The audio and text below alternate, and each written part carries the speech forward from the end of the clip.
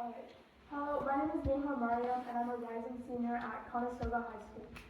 Hello, my name is Yucheng. I'm a rising junior at Central High School, and our project is on bringing microplastic science into classroom and educational approach.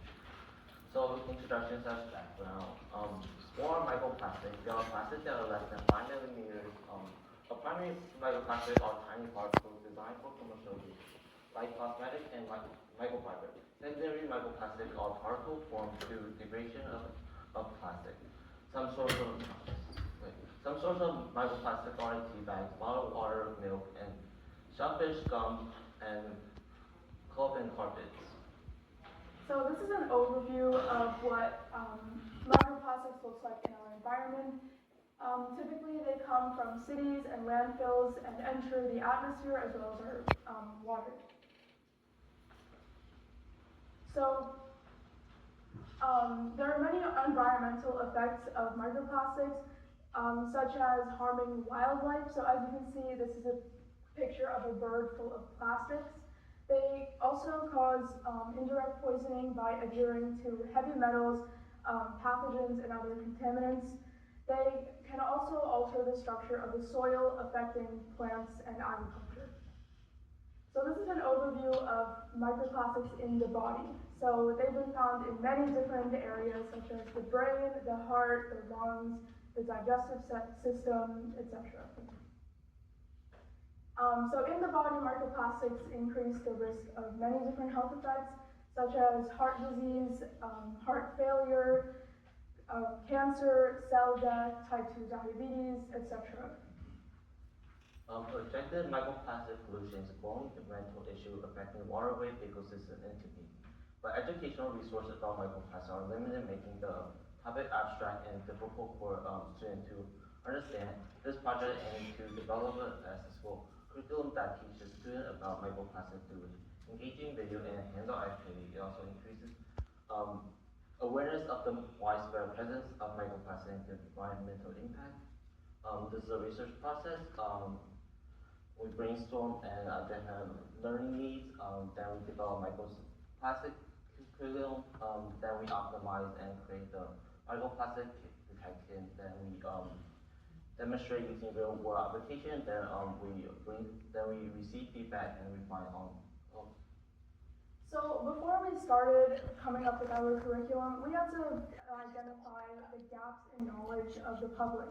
So we conducted a survey with the public, and as you can see, not a lot of people are entirely familiar with microplastics. Curriculum development, water sample are collected in a glass jar.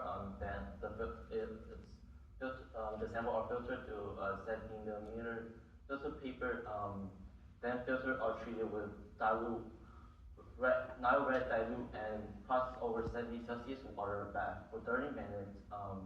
Following drying and removal of the excess dye, filters are treated with 2 to 3 millimeters of Fenton reagent to a 70 Celsius water bath for 2 minutes, and then you can use the microscope and to visualize the microplastic.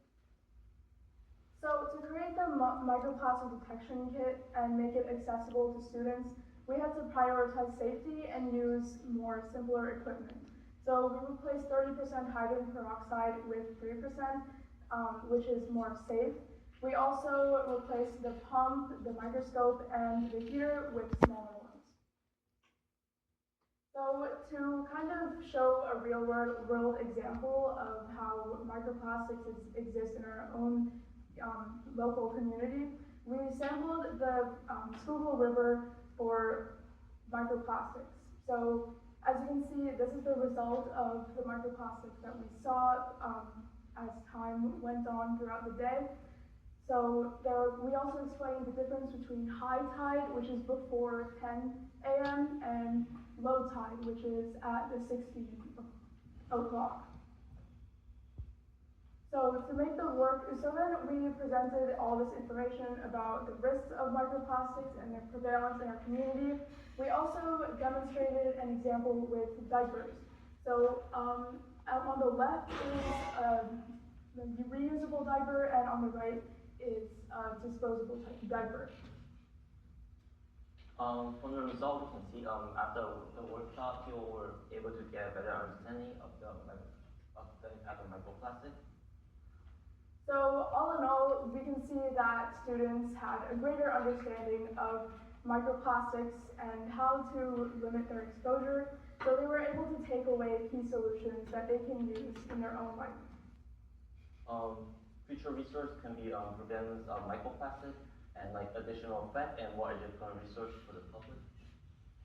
So we would like to thank our mentors, Dr. Derrico and Emma Jardine, for helping us through this process, as well as our PI, Samantha McBride. Also, big thanks to the administrators of HIP, Ms. Dominique, Ms. Chanda, and Leonardo.